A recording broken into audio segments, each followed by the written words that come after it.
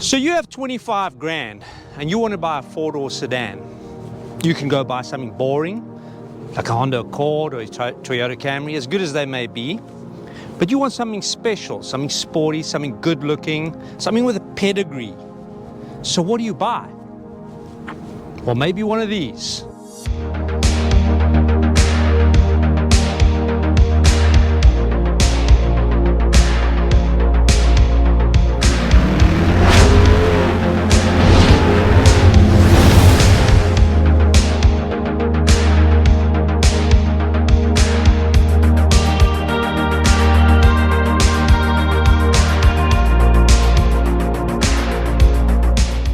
Here we have two European vehicles from two of the most prestigious brands. On one hand we have Italian flair and on the other we have German pragmatism. A twin turbocharged V6 versus a naturally aspirated V8. 345 horsepower versus 400 horsepower. So while this may not seem 100% apples to apples, these two vehicles offer similar value for money when considering purchase price. But which one is right for you? Let's start with the Maserati.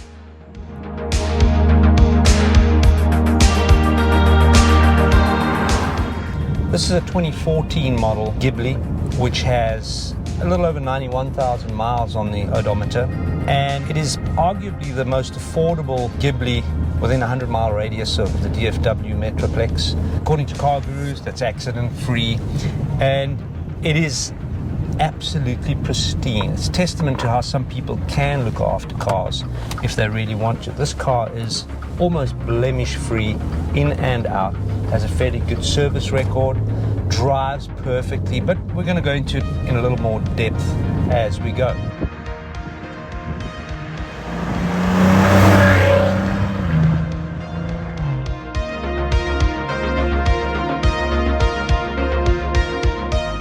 This particular engine is the 3-liter V6. It's the lower or the entry-level model, if you want to call it that. It's still a twin-turbo V6, which in my mind appears to be a little more powerful than they claim because it's that thrilling.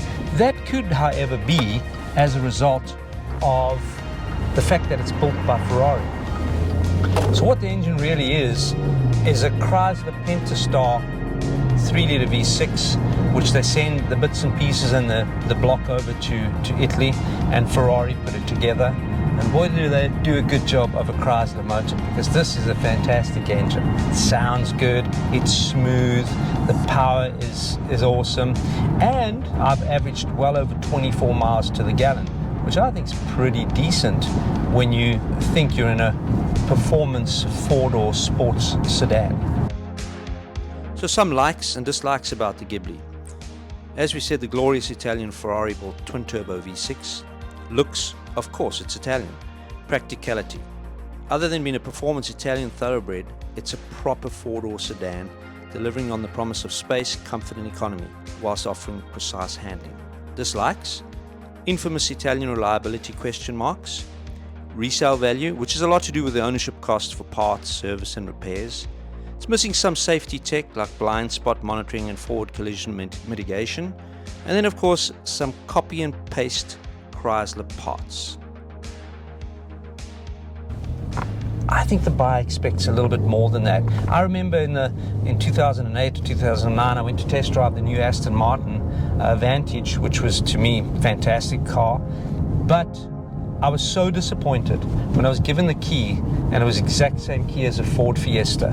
Then I was disappointed even further when I got in it and I saw that the indicator stalks and the wiper stalks were straight out of a Ford Fiesta. That's just not okay, I don't think.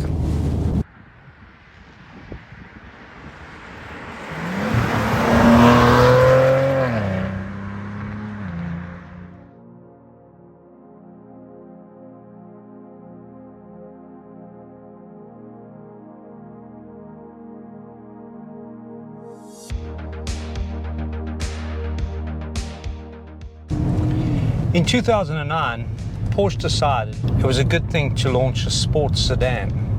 This is very controversial at that stage to what they were doing. They were producing lightweight sports cars. The 911 really was what Porsche was all about. But in hindsight, that decision proved to be a pretty good one. This car makes No excuses about it being an absolute sport sedan. You don't get into a cabin as such, you get into a cockpit. You tend to feel you're sitting in the car because you sit low. It's a lot busier inside. There's buttons and lights everywhere. It seems a little more claustrophobic, if that's the right word to use. It's just a little more, I suppose it's a bit more like a glove. It fits really tightly. Everything is at your fingertips. Various controls of your air conditioner, your radio, your navigation, your Bluetooth, it's all here. And then of course you have your settings for your various drive modes, Sport, Sport Plus. You've got settings in this car for your suspension setup. It feels wired, different to the Maserati. It's just alive. All the sensors are alive. The way in which the engine and transmission work together is so different. It's not just a normal automatic. This is what they call a PDK, which is Porsche's double clutch system. When you drive it spiritedly, it's superb. Also a ZF system, but it's only a 7-speed. Takes a little getting used to because it's not as smooth as a normal automatic, but a lot of fun nonetheless, and certainly built for purpose. Space for this car, definitely tighter for 4 adults. The seating at the back is just a 4-seater. This one doesn't have the optional center seat so that you can put 5 people in. It's got the console in the middle. So just purely a 4-seater. But you have everything else you need. Comfortable, great air conditioning system. You've got heated seats all around. This car has got the blind spot monitoring or blind spot warning, which I prefer, or I like to have, rather than in the Maserati, which is omitted. Again, on a car that wants to be a premium brand, a performance car, even if it is 10 years old, this car is even older than Maserati. It's got all that. It should not be an option. It should be standard in the vehicle. It feels quicker than the Maserati, but it's a little harsher to drive daily than that car. Who are the competitors? All the ones that compete with the Maserati certainly become the competitors of these, like the 5 Series and the Audi A6. However, more specifically, the Mercedes-Benz CLS, the Audi A7, and the Jaguar XF. It's really about the cars that are coupe type in their shape and their design. Maybe also the 6 Series BMW we can throw in there as well, because they're 4 doors, but they have the slanting back, and obviously are premium brands or sports sedans that make no bones about the fact that they are performance orientated. So likes and dislikes then. The likes on the Porsche: German build quality, performance from the awesome 400 horsepower V8, Porsche reliability and pedigree. And the dislikes: tight cockpit, road noise, looks rather ungainly, although the newer one is way better looking. And then of course the prohibitive franchise store costs for repairs and maintenance. In conclusion then, what was the purpose of this video? It was to compare 2 used premium sports sedans. The Maserati, which had originally cost almost $80,000, and the Porsche Panamera, which was almost $90,000. One appeals to the heart and the other more to the head. Simple. The Maserati in the first instance is a 4-door sports sedan, and in the second instance it is a Maserati. The Porsche, on the other hand, in the first instance it makes it clear that it is a Porsche, and in the second instance it is a 4-door sports sedan. The question you need to ask yourself is, will it be Prosecco or a bit of Jägermeister? Somehow, every time I reach for the keys, I take the same one. Till next time.